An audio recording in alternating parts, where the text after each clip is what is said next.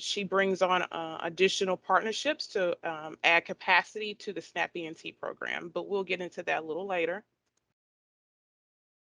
So Tennessee is currently operating a voluntary SNAP employment and training program.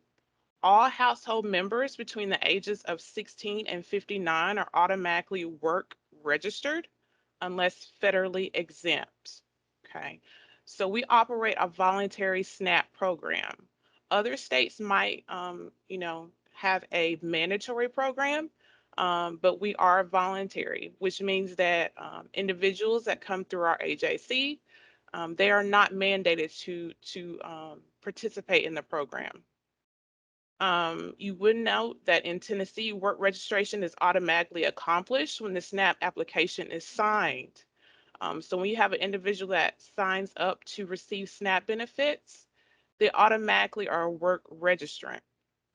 The adult that signs the application registers all adults in the SNAP household who are required to register for work. Each SNAP household member can work with ENT program staff to decide upon a plan for gaining employment. Individuals aged 16 or older may volunteer to participate, and the Tennessee Department of Human Services refers individuals to register for work at an appropriate American Job Center. So basically, what that means is every day, our labor coordinators, SNAP ENT coordinators, they pull a report from Tennessee Department of Human Services that has a listing of names on there that volunteer to participate in the program. Referred participants are able to engage in an employment training program if assigned and accept an offer of suitable employment. Additional ENT services are offered through AJCs and community-based organizations. So the program flow for the SNAP ENT program, just to give you a brief overview, is to identify potential participants, verify eligibility, of course, conduct an assessment. We want to develop that employment plan, engage with component activity. We have that follow up, monitor outcome, and then, of course, enroll in job retention.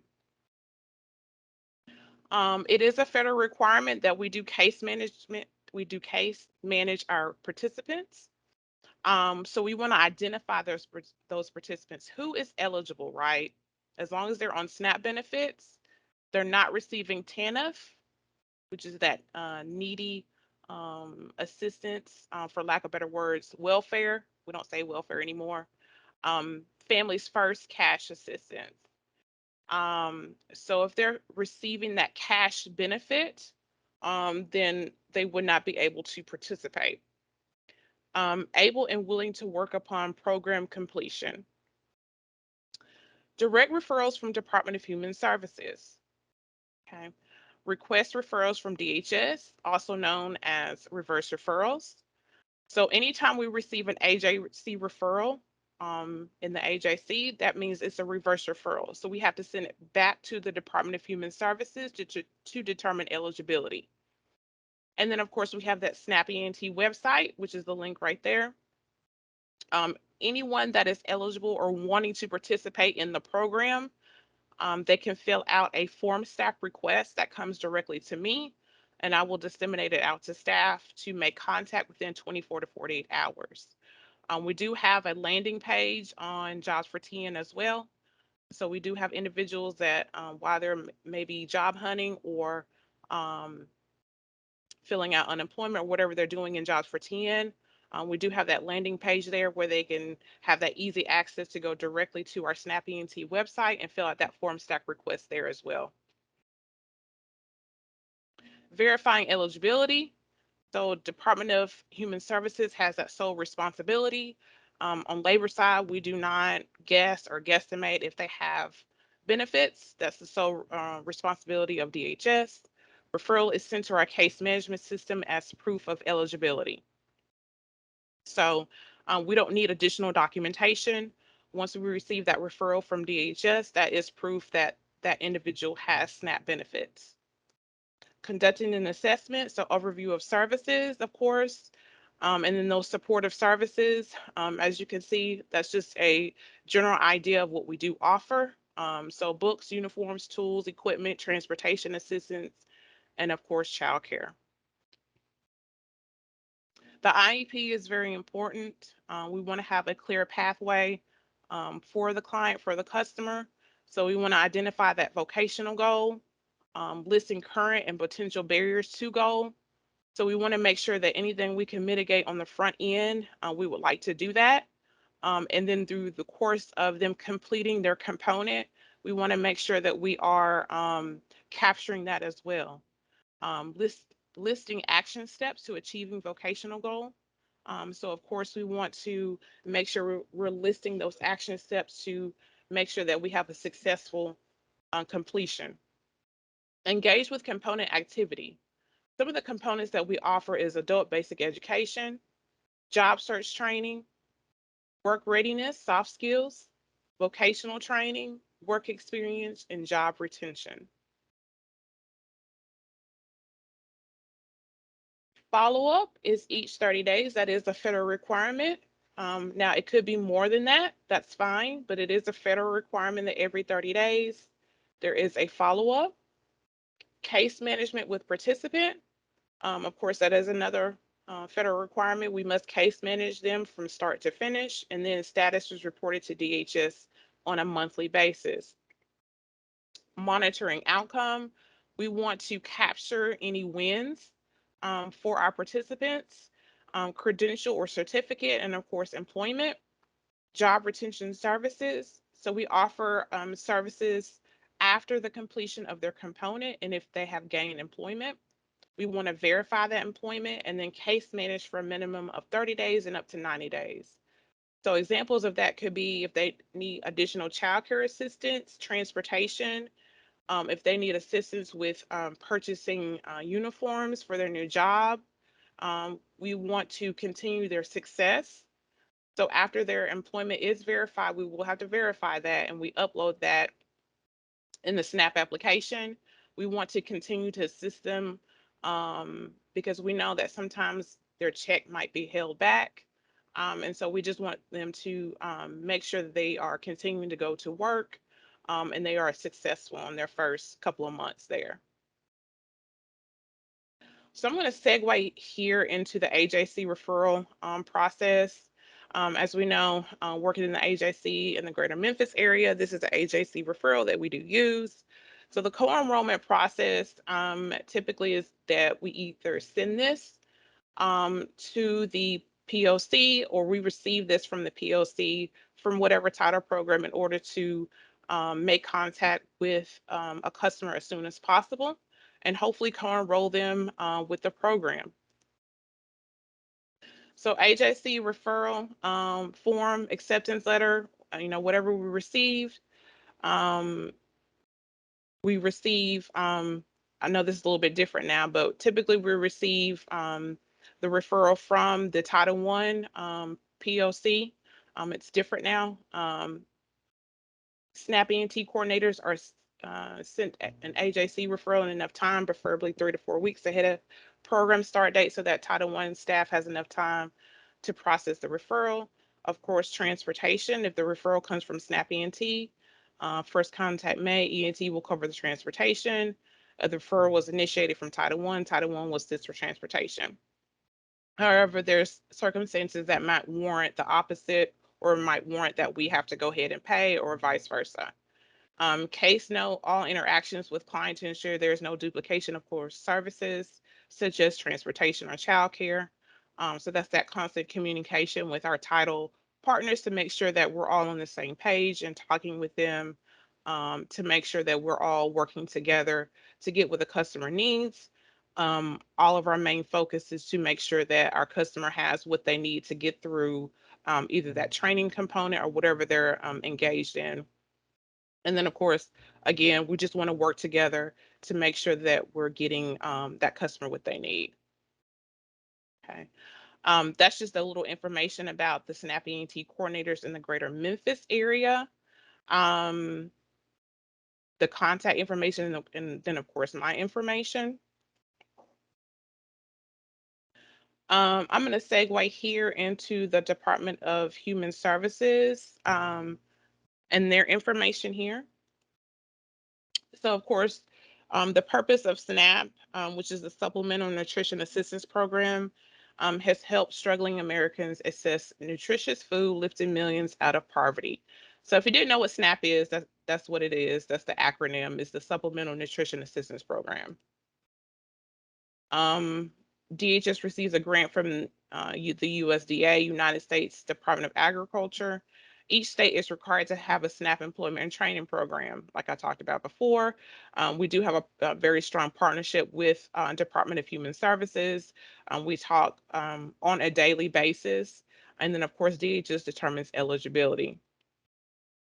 So the SNAP basic eligibility requirements, we have the household composition, identity and citizenship, residence, income, resources, work requirements, deductions, and then other. So it's the requirements of receiving SNAP is just to give you just a basic general overview of what they take into consideration. And when I say they, I mean DHS. So it's a whole listing of things that they take into consideration when offering SNAP benefits to somebody. Those work requirements, of course, an ABOD is an able-bodied adult without dependents. So like I said before, that although this program is a voluntary program, we do have what's called an ABOD, which is an able-bodied adult without dependents. So if you have somebody, like it says right here, all SNAP household members without dependents must meet special eligibility requirements. The work requirements apply to able-bodied adults who are at least 18 but not yet 50, are not in a SNAP household with children under 18, are not otherwise fairly exempt from work registration. Work registration, an individual that is at least 16 and not yet 60 who does not meet a federal work requirement exemption. And then, of course, Tennessee is under a statewide waiver, which means that it is a voluntary program. Unless you are an ABOD. If you're an ABOD, you only receive SNAP benefits for 3 months in a 36-month time frame. If you're okay with only receiving SNAP benefits for 3 months, then that's okay. But if you want to continue to receive your SNAP benefits past that time, past that 3 months, then you will have to be in a qualifying component such as SNAP ENT, work with Title I, go back to work at least part-time, or volunteer somewhere. Referral process, once it is determined that the customer is eligible for SNAP, the DHS county worker makes a referral to the SNAP ENT program through their eligibility system called Accent. Our system, Jobs for TN, which is our system of record, they talk to each other. So that's how we receive referrals from Department of Human Services. So if you've ever kind of paid attention up above the Title II application, there's SNAP ENT application. That's how we get the application in the system is through Accent. So those two systems, they talk. So once it's verified that that person has SNAP benefits, it automatically will then generate an application. And then, of course, we have, like I talked about before, direct referrals that come from Department of Human Services. And then we have third-party reverse referrals that Kiva will get into. These are ways to apply for SNAP benefits. You could do it by mail, fax, hand delivery, or apply online. You can, you know, go in person. They are restricted because of COVID, but you can look online to look at ways in which you can, if you need to go in person. Current SNAP participants can submit verifications through file upload. This is that link right there. And if you need to check on the status of your case, they can use Case Connect, in which they can actually pull documents off of that link right there to verify they have benefits.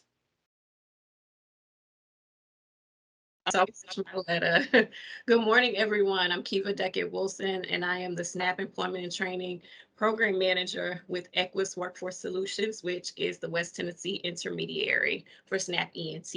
We can go ahead to the next slide, Letta.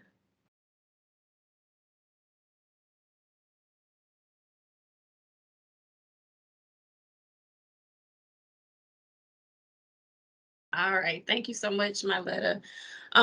Just a little bit about Equus Workforce Solutions.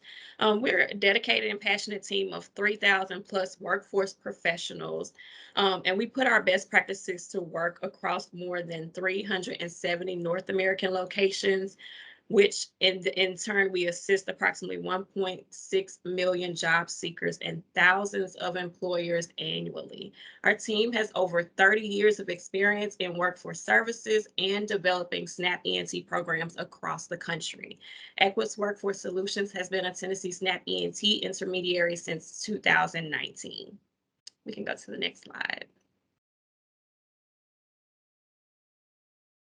Our goal is to increase reach and capacity by onboarding additional partners. Like Myletta said earlier, these are what we refer to as third-party partners. And these partners are already serving eligible participants with qualifying services. So what we do to assist those partners, we provide administrative oversight, which includes all reporting, updates, and fiscal requirements outlined by the Tennessee Department of Labor. This allows those third-party partners to focus on the work without all of those additional administrative responsibilities. Our partnership and oversight helps third-party partners expand program capacity, increase enrollments and participation, which ultimately improves outcomes for the individuals that we serve. Next slide. So just want to mention some of our current third-party partners. Our first partner we have is Boys and Girls Club of Greater Memphis. So Boys and Girls Club within the SNAP ENT program, they provide industry certification in culinary arts, IT, logistics, and welding. They also have an elective basic automotive maintenance safe driver program that's available for their trainees. Next slide. Our next partner is Olympic Career Training Institute. They have the classroom and hands-on logistics warehouse training program. Participants are taught logistics, warehouse competencies, including OSHA safety training, storage systems, inventory systems, order picking process, record systems, inventory counts, and security issues. They work in an actual production facility and receive hands-on OSHA safety training, lifting techniques, and productivity measures. Students receive a 3-year OSHA compliant forklift certification. We also have Persevere. Now, Persevere, they have a computer coding training program, which includes skills-based vocational training leading to industry-recognized credentials. Completion of the program, excuse me, leads to both front-end developer certification and full-stack developer certification. Now, Persevere, their target audience has been re-entering citizens, but they are broadening their reach within their participants. We can go to the next slide. Excuse me. Okay, becoming a third-party partner. So first and foremost, the partner, if they're interested in becoming a third-party partner with SNAP ENT, they need to complete an online interest form located on the Tennessee Department of Labor website. We can also share this link directly with the interested organization, so it's not mandatory that they receive that link from the website. We then meet with eligible partners to provide an overview of the SNAP ENT program and learn more about their mission, their vision, and their services for SNAP ENT participants. Next, potential third-party partners will be required to submit a scope of work and a budget, and we provide both of those templates for them.